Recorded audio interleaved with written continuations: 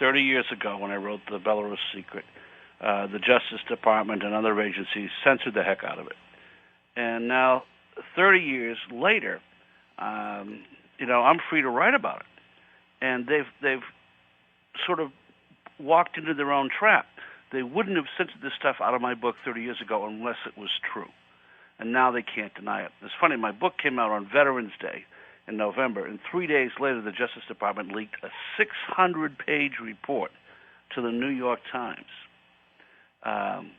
apologizing, justifying their efforts, and admitting that, in fact, the U.S. government, did recruit some Nazis, and we might have lied about some stuff to the courts. But the idea was that before a single review could be written about my book, they wanted to get their story out and plead to the misdemeanor because they knew I was going to charge them with the felony. There are people in the Justice Department who belong in prison. They lied to Congress. They orchestrated one fraud after another. And this isn't just, one little episode. This is something that goes back to the 1920s. The Justice Department was protecting those great American families who funded Hitler. Teddy Roosevelt banned monopolies, trusts, and cartels in America.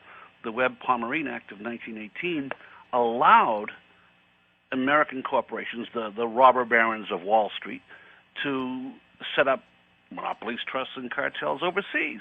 So these crooked companies bought three countries. They funded the infant Nazi Party of Germany, the infant Bolshevik Party of Russia, and what became the House of Saud. Basically, they funded three terrorist groups to take control of three countries that would allow them to set up their monopolies, trusts, and cartels. This is both Republicans and Democrats. Remember the Truman Dewey race? Well, Dewey's campaign manager in New York was Allen Dulles.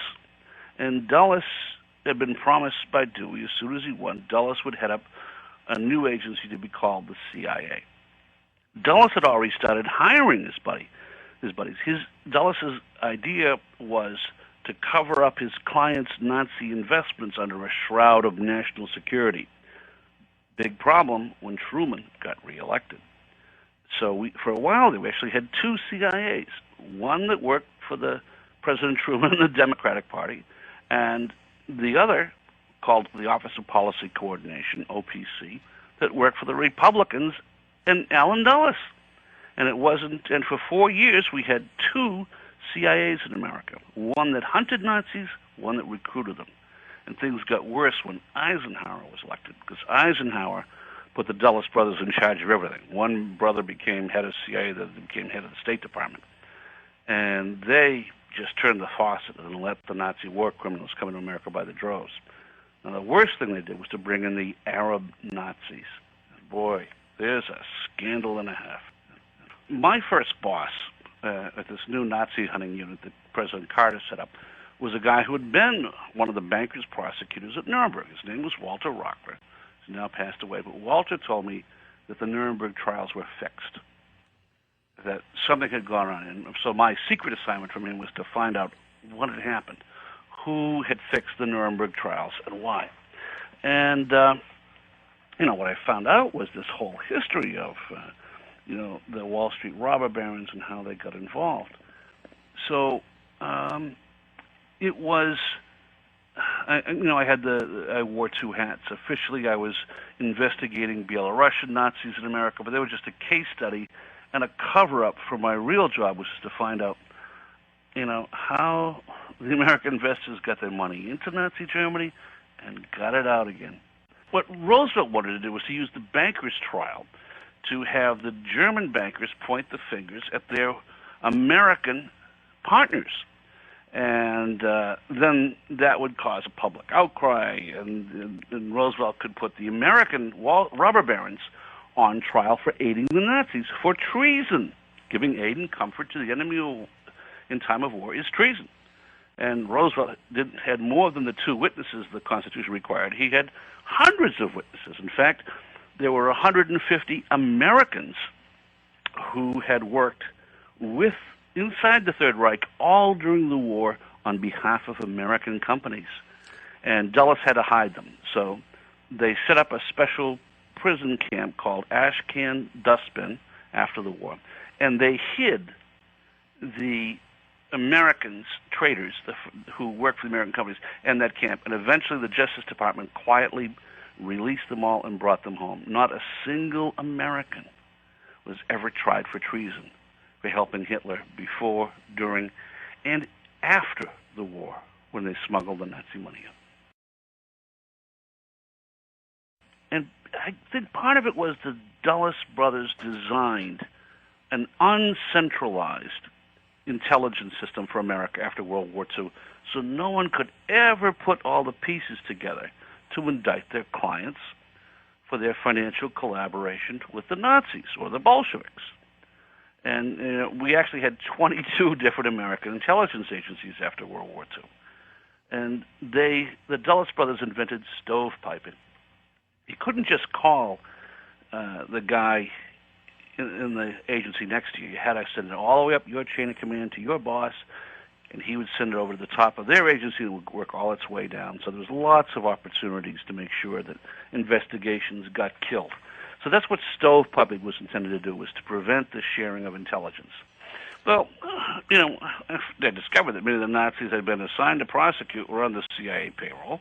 CIA didn't have a clue because these guys had come in from the State Department with phony biographies. And, but it was really an enormous scandal because it showed that the Attorney General of the United States had disobeyed President Truman and had personally sponsored Nazi war criminals in coming in. So I was threatened with imprisonment if I spoke out.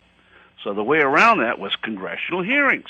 So I ended up on 60 Minutes and caused a national uproar. Congress demanded congressional hearings. Mike Wallace got the Emmy Award. My family got the death threats. But the congressional hearings, I've now discovered, were fixed. That the Justice Department had gone behind my back and made sure that there was no secret session, no executive session, where I could discuss the classified files. And I didn't know why. I didn't know at that time that the Arab Nazis, I'd seen all their files, were back on the payroll again. That Vice President Bush, back in 1985, had hired the Arab Nazis to go fight the Russians in Afghanistan. And I didn't know that the Justice Department itself was lying through its teeth to Congress, portraying guys like Mykola Lebed, the head of the Ukrainian version of the Gestapo, were telling Congress that he was the leader of the anti-Nazi resistance. What a horrible lie. So the Justice Department has committed fraud on Congress not once, but twice. And they're going to keep on getting away with it until we put some lawyers in jail. And that's why I wrote the book. I lived long enough to outwait all the censorship, and the 30-year time barrier expired. Now these guys have to face public inquiry. The idea was that Galen said, I am going to re-recruit all of these guys who collaborated with us in the invasion of Russia and put them to work to set up underground spy cells behind Russian lines. So Galen said, I'm going to recruit all of the former Nazi collaborators of Eastern Europe and put them back on my payroll. Just give me money and I'll take care of everything. And the Dulles brothers said, sure, what the heck. The Dulles brothers really didn't care about Galen. All they cared about was that it was a perfect cover for national security, a blanket to throw over their corporate clients' collaboration with the Third Reich. So Galen was just a useful cover story to them. And of course, Galen was totally incompetent. If he'd been any good, the Germans would have won the war on the Eastern Front. But because of Galen, Nazi war criminals were put on the German intelligence payroll, and then the OPC payroll, and then finally the CIA payroll. But at the end, the CIA didn't even know which of their employees were Nazis. That's one of the things I wrote in my new book, was I revealed a memo I had written to the CIA explaining that a lot of their files had been destroyed by OPC. The CIA just didn't know which of their own employees had been previously employed by the Third Reich. Steve Roman was the wealthiest man in Canada. He was Richard Nixon's partner in the uranium mines up in Canada. And Roman found out that I was working with Canadian Broadcasting Corporation on a documentary about the Pope's visit to Canada. But we were watching the Pope filming the Pope dedicating a new Slovakian cathedral in Canada, and we were zeroing in all the Nazi war criminals in the audience. It was a real scandal. So Roman, being a Slovakian, wanted the whole thing canceled, and he threatened to tie up CBC with years of litigation and wreck their budget. They're like their equivalent of, NPR. And the cowardly Canadians backed down, and the show never aired. A good friend of mine, Claire Regay, she and I is been working on an independent documentary film for the last 5 years, and it's very powerful. It goes through all the declassified documents now showing how America's finest families funded Hitler. And the film will be released next year, and I think it's going to cause an international scandal, because with it will be a website with all the new documents showing exactly how this stuff happened. Now, just last year, all of a sudden, all of Claire's bank accounts were seized by the IRS. No notice, no trial, nothing. And, luckily she had independent funding to get good lawyers, and that nonsense was stopped. But for a while there, we were afraid that the American documentary was going to go the same way as the Canadian documentary, just get, buried. But I think the truth is going to come out.